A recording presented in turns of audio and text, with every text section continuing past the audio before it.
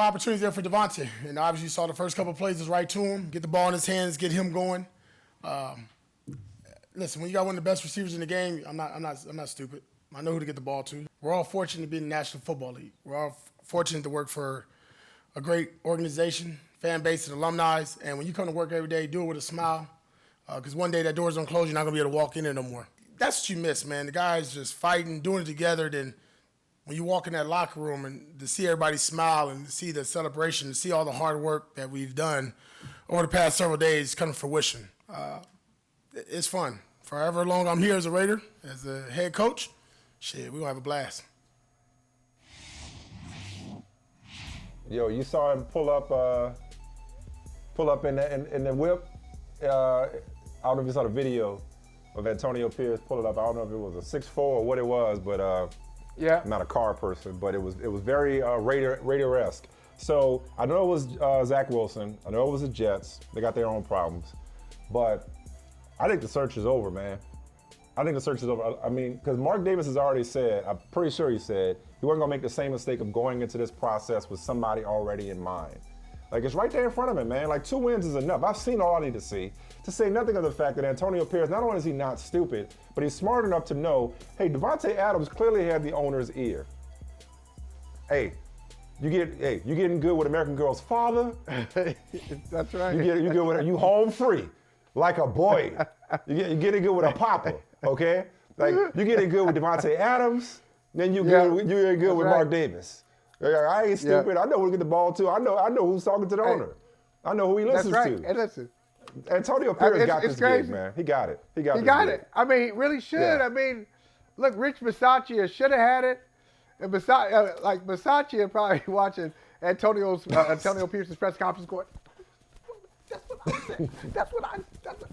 I know that. But that's what I told him. I told him that. Right. Like, this is exactly, Bisaccia had this team bought in, got them to the playoffs, 4 downs in the red zone. They couldn't cash in against the Bengals. They could have advanced. They could have been the Cinderella story, and it didn't happen. So right now, 2-0 with Antonio Pierce. He understands the locker room dynamic. Yeah. He understands how this locker room works.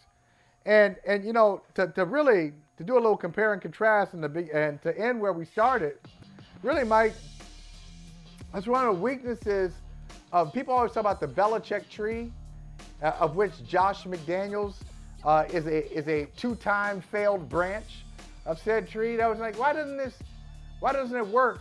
Because a lot of those guys inherit Bill's weakness. Bill Belichick's weakness, even in his vintage days, is his touch with people. He's not a people person. Right. He's an analyst. He's an economist. Right. But he's not a people person. And so I think a lot of his assistants fail because they don't know how to talk to people. Simple. They don't know how to talk to people. Well, and what do owners look and for? So, opposite Joe. That's right. Yep. So Antonio Pierce has figured out, hey, listen, it was right there for Josh McDaniels to see. Josh McDaniels made it more complicated than it needed to be. Hey, feed Devontae, feed Josh.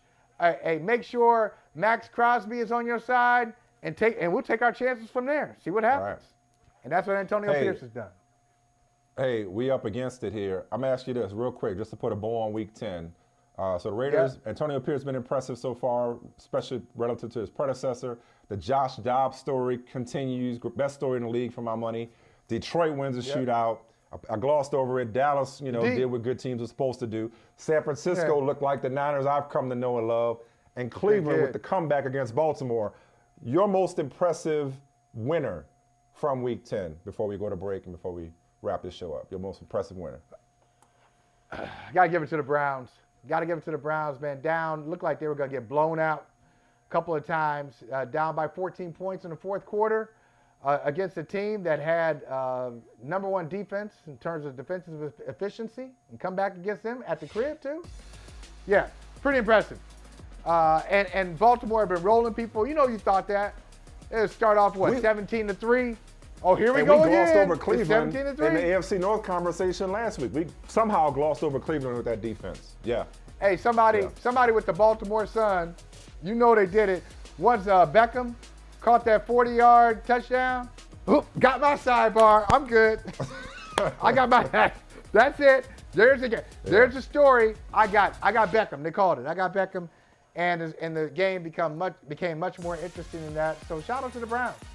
Hey, thank you for watching Brother from Another. If you haven't hit that subscribe button, go ahead and do that now. Don't forget you can catch us 3 to 4 weekdays on PeacockTV.com and on Sirius XM Channel 85.